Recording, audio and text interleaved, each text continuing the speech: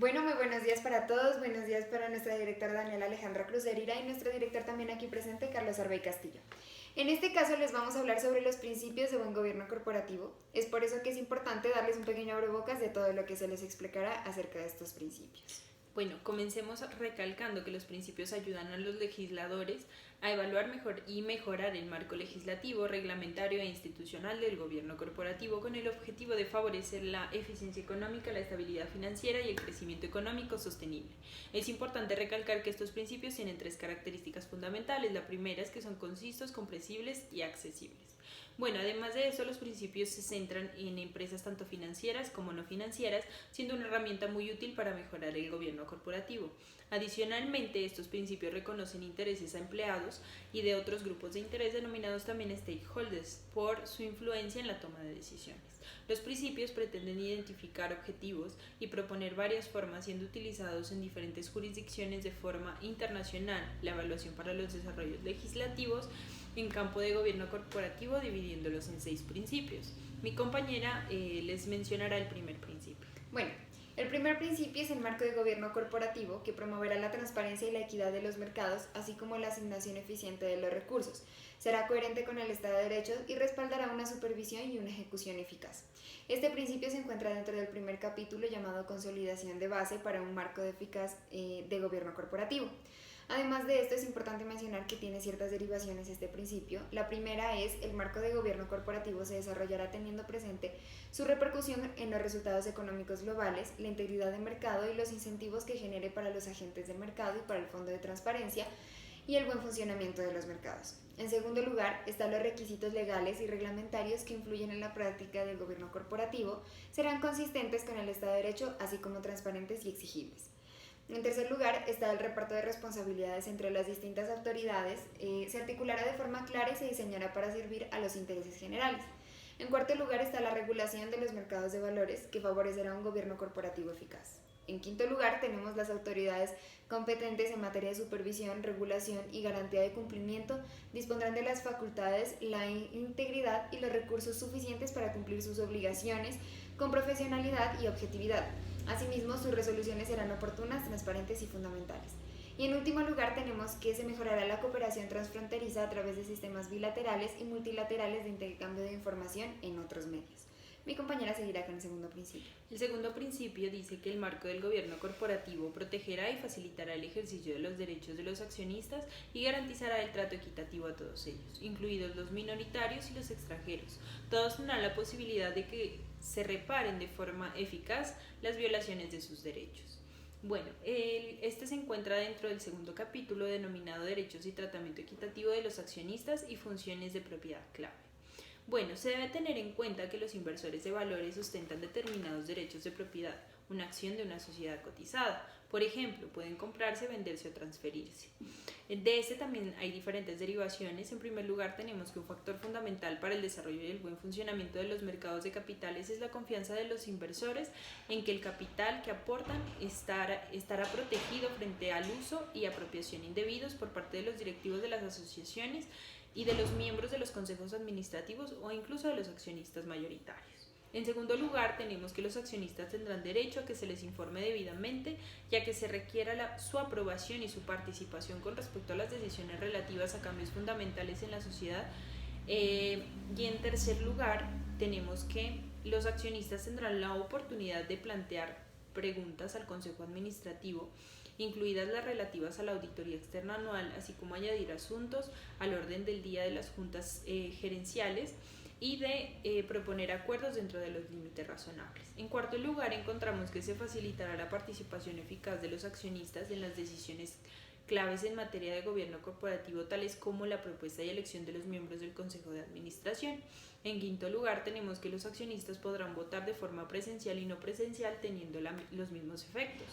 En sexto lugar, se eliminarán los obstáculos para el voto transfronterizo. En séptimo lugar, tenemos que todos los accionistas de la misma clase gozarán de un tratamiento igualitario. Se revelarán la estructura del capital y los sistemas que permitirán que determinados accionistas adquieran un nivel de influencia o control desproporcionados con respecto a su participación. En octavo lugar, tenemos que las operaciones con partes vinculadas se aprobarán y realizarán de forma en que la gestión de conflictos de intereses sea adecuada y se protejan los intereses de la empresa y de los accionistas.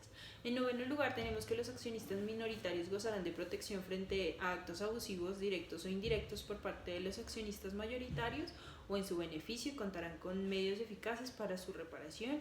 Y en décimo y último lugar, tenemos que se permitirá que los mercados de fusiones y adquisiciones funcionen de forma eficaz y eficiente y transparente. Adicionalmente a eso, mi compañera va a mencionar el tercer principio. Bueno, el tercer principio es el marco del gobierno corporativo, que debe proporcionar incentivos sólidos a lo largo de toda la cadena de inversión y facilitar que los mercados de valores funcionen de forma que contribuya al buen gobierno corporativo.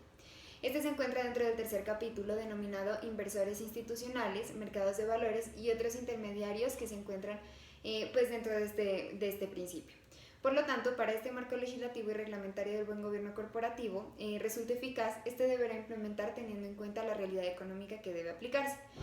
Encontramos que también se encuentran unos subprincipios dentro de este, el cual es en primer lugar los inversores institucionales que actúen en calidad de fiduciarios revelarán sus políticas en materia de gobierno corporativo y de votación en lo relativo a sus inversores, incluido el procedimiento previsto para decidir sobre el ejercicio de sus derechos de voto. En segundo lugar están los custodios o representantes votarán con arreglo a las instrucciones del beneficiario efectivo de las acciones. En tercer lugar, tenemos que los inversores institucionales que actúen en calidad de fiduciarios comunicarán el modo en que gestionen los conflictos de intereses sustanciales que puedan influir en el ejercicio de los derechos de propiedad fundamentales relativos a sus inversiones. En cuarto lugar está el marco de gobierno corporativo, exigirá que los asesores de voto, analistas, agentes financieros, agentes de clasificación y otros que proporcionan análisis y asesoramiento relevantes para las decisiones de los inversores revelen y minimicen los conflictos de interés que puedan comprometer la integridad de su análisis o asesoramiento.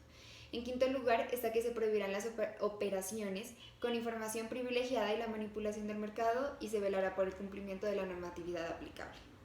Bueno, yo voy a mencionar en este momento el cuarto principio, el cual trata que el marco de gobierno corporativo reconocerá los derechos de los actores interesados que dispongan de ordenamiento jurídico, se estipulen de mutuo acuerdo y fomentará la cooperación activa entre estos y la sociedad como vistas a la creación de riqueza y empleo y a la sostenibilidad de la empresa sólidas desde el punto de vista financiero.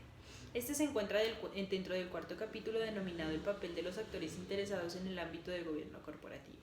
Bueno, como sabemos, un aspecto fundamental del gobierno corporativo consiste en garantizar la circulación de capital externo hacia las empresas, tanto en forma de capital como de deuda. Se debe tener en cuenta los siguientes aspectos. En primer lugar está que se respetarán los derechos de los actores interesados que dispongan el ordenamiento jurídico o se estipulen en mutuo acuerdo. Como segundo aspecto, encontramos que cuando la ley ampara los derechos de los actores interesados, estos tendrán la oportunidad de obtener una reparación eficaz en caso de que se les haya vulnerado algún derecho. En tercer lugar, se permitirá el desarrollo de mecanismos de participación para los trabajadores.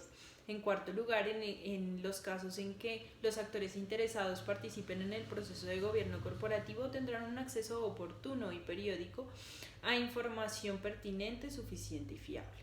Los actores interesados, incluidos los empleados a título individual y sus órganos de representación, podrán comunicar libremente al Consejo Administrativo y a las autoridades públicas competentes su inquietud en relación con prácticas ilegales o contrarias a la ética sin que ello suponga poner en peligro sus derechos.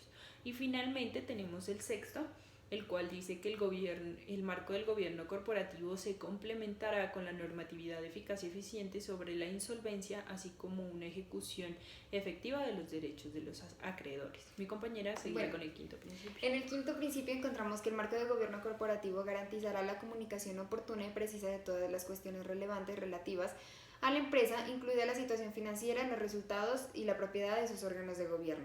Este está dentro del quinto capítulo, el cual se llama Divulgación de Información y Transparencia, dentro del cual se explica que se revelará como mínimo la información relevante sobre los resultados financieros y de explotación de la empresa, además de esto los objetivos de la empresa, información no financiera, también los grandes accionistas, incluidos los beneficiarios efectivos y los derechos de voto.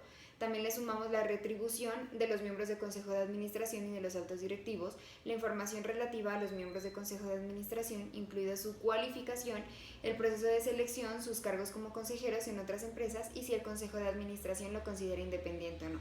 Además de esto, también están las operaciones por partes vinculadas, los factores de riesgo posibles, las cuestiones relativas a los empleados y otros actores interesados. Y por último también están las estructuras y políticas de gobierno, incluido el contenido de todo código o política de gobierno corporativo y el procedimiento de su publicación. Bueno, en sexto y último principio encontramos que el marco para el gobierno corporativo debe garantizar la orientación estratégica de la empresa y el control efectivo de la dirección por parte del consejo, además de la rendición de cuentas ante la empresa y los accionistas. Este se encuentra dentro del sexto capítulo denominado las responsabilidades del consejo de administración. Este tiene diferentes derivaciones, el cual dice que a los miembros del consejo deben actuar con pleno conocimiento, de buena fe, con la diligencia y la atención debidas y según los intereses de la empresa y los accionistas. Cuando las decisiones de los consejos afecten de manera diferente o distintos grupos de accionistas, deben dispensárselas en trato equitativo. En tercer lugar, tenemos que el consejo debe obrar de forma ética y tener en cuenta los intereses de los actores interesados. En cuarto lugar, tenemos que el consejo debe desempeñar determinadas funciones claves. Voy a nombrar dos. La primera es controlar la eficiencia de las prácticas de gobierno de la empresa e introducir los cambios necesarios. Y la segunda es seleccionar, retribuir, controlar y, en los casos necesarios, sustituir a los ejecutivos claves y supervisar los planes de sucesión. Bueno, esto es lo referente a la explicación de los 6 principios. Esperamos que haya quedado claro para ustedes y que nos podamos ver en una futura transmisión. Muchísimas gracias. Gracias.